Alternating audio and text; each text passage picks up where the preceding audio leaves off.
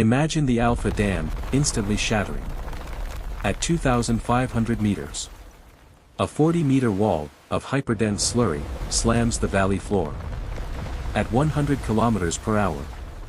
It vaporizes. 9 dams in a row. Will the final Omega structure survive the kinetic impact? Or will physics erase the map? Let's find out. It starts not with a roar, but with a microscopic betrayal. Within the concrete. High in the alpine peaks, at an elevation of 2,500 meters above sea level, the structural integrity of the Alpha Dam is failing. This is a concrete arch structure, designed to hold back 300 million cubic meters of glacial meltwater. For 50 years, it has withstood the static pressure of the reservoir, a force distributed evenly across its curved face.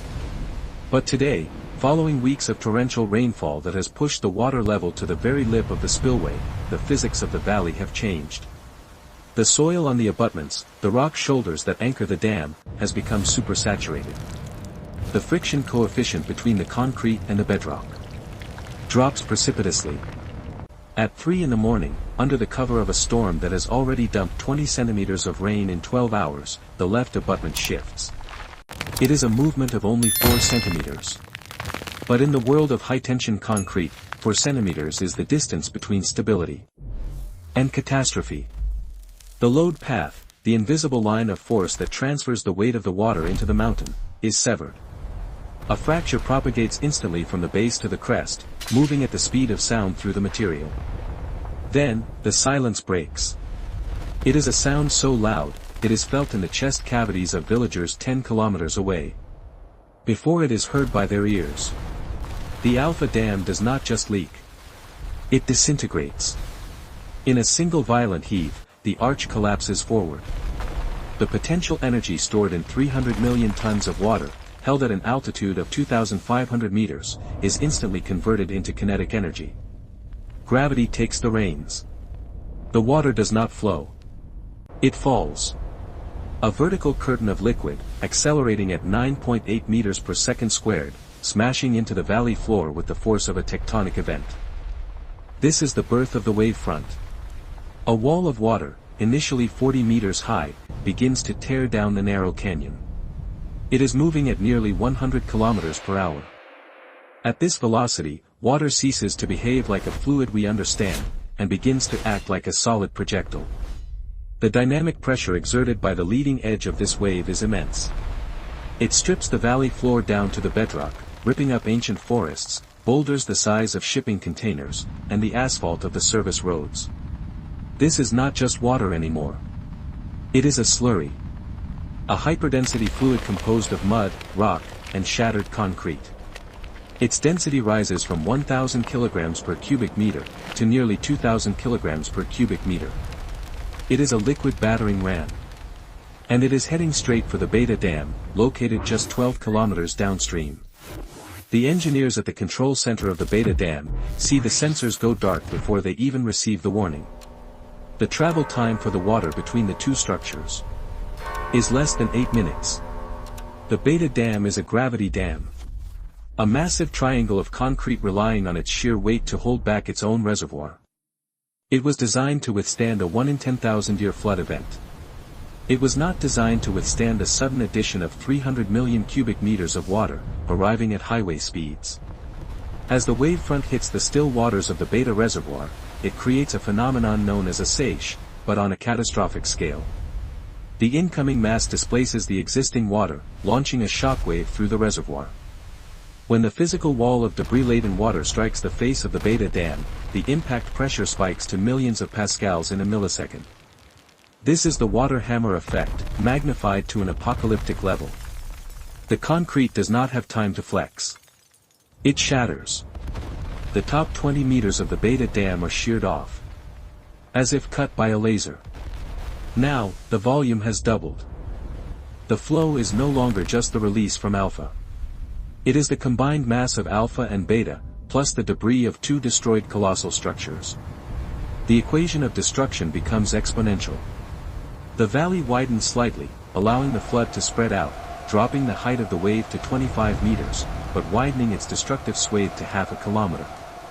It scours the earth, removing soil horizons that took 10,000 years to form. The friction of the water against the canyon walls generates heat, raising the temperature of the slurry by a fraction of a degree. A testament to the sheer energy dissipation occurring in the turbulence. Most turn away. But here at Surphysia, we decode the math behind the chaos. Support the mission by subscribing now. The cascade continues. We are now 20 kilometers downrange. The Gamma, Delta, and Epsilon dams are run-of-the-river hydroelectric stations. They are smaller, designed to channel flow through turbines rather than store massive reservoirs. To the approaching monster, they are insignificant speed bumps. The floodwater does not even pause. It overtops these structures completely, submerging the generator halls, short-circuiting heavy transformers, and creating massive steam explosions as cold glacial water hits superheated electrical components. The oil from the transformers mixes with the mud, adding a toxic chemical layer to the physical destruction. These smaller dams fail not by structural collapse, but by erosion. The water simply goes over and around them, eating away the earth embankments that connect the concrete to the hillsides. Once the earth is gone, the concrete monoliths stand isolated for a moment, before toppling into the flow, becoming new missiles in the arsenal of the flood. We are now talking about a moving mass of nearly 1 billion tons.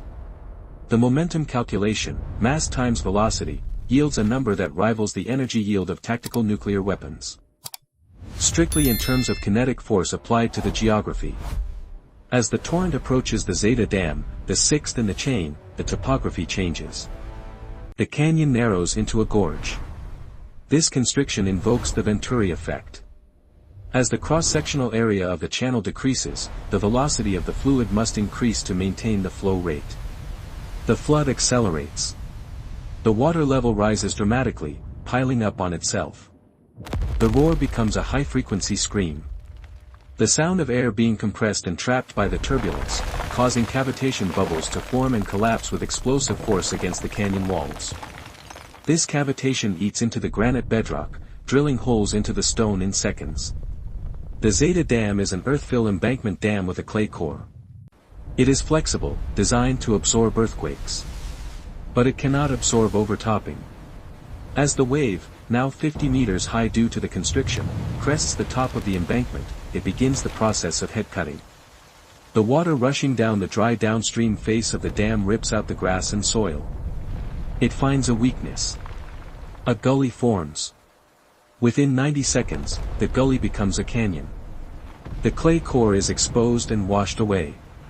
The Zeta Dam unzips.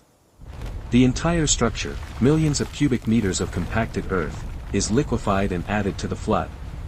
The viscosity of the flood has changed again. It is now a thick, churning paste of mud and water. This increases the destructive power. A clear stream of water flows around obstacles. A mud flow smashes through them. The drag force exerted by this viscous fluid is significantly higher than that of pure water. When this mass hits a bridge support, it applies a shearing force that snaps reinforced concrete pillars measuring 3 meters in diameter. We pass the 7th, 8th, and 9th dams in quick succession. These are older structures, masonry dams built in the early 20th century. The mortar between the stones has weakened over decades. When the vibration of the approaching flood reaches them, a seismic ground roll traveling ahead of the water, microcracks open up. When the water arrives, it acts like a hydraulic wedge, driving into these cracks and blasting the stones apart. There is no resistance. It is total erasure. The valley floor is being rewritten. Landmarks that existed for centuries are gone, replaced by a scoured bed of bedrock. Finally, the cascade reaches the Omega Dam. This is the terminus. A massive concrete gravity arch dam, holding back a reservoir 60 kilometers long. It is the safeguard for the major city located 30 kilometers further downstream. The engineers here have had 40 minutes of warning. They have opened every spillway gate, every bottom outlet, trying to lower the reservoir level to create capacity for the incoming flood. They are dumping 5,000 cubic meters per second. A massive amount of water. But it is a drop in the bucket compared to what is coming. The incoming flood is carrying the volume of 9 reservoirs. It hits the back of the Omega reservoir not as a wave, but as a sliding mountain of water and debris. It propagates across the 60-kilometer length of the Omega Lake. As the surge travels across the deep water, it conserves energy, losing very little to friction. When it reaches the Omega Dam, the water level rises instantly. The design limit of the Omega Dam is an elevation of 400 meters. The water rises to 405.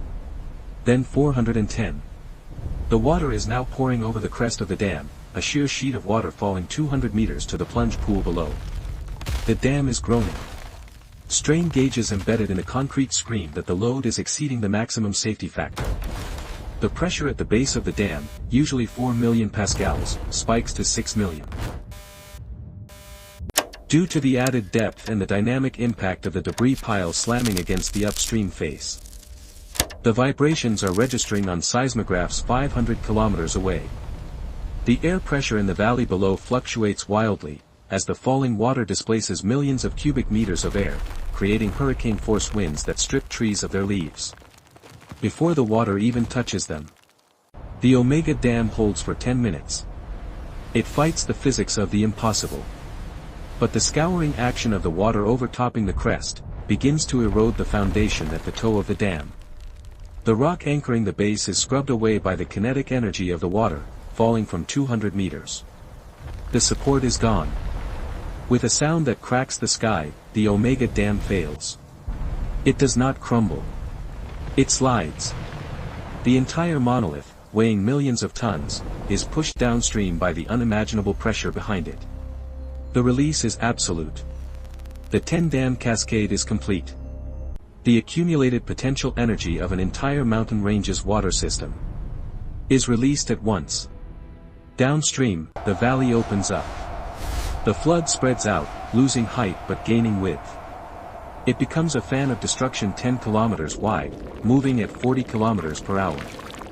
It buries the landscape in 5 meters of mud. The energy dissipates slowly, turning into friction, heat, and the rearrangement of the Earth's crust. When the water finally recedes, days later, the geography is unrecognizable. The river has carved a new path. The 10 reservoirs are empty, leaving behind vast, mud-cracked basins reeking of decay. The silence returns. But it is a heavy, thick silence. The potential energy has been spent. The entropy of the valley has maximized. The physics have balanced the equation. And the cost was everything that stood in the way.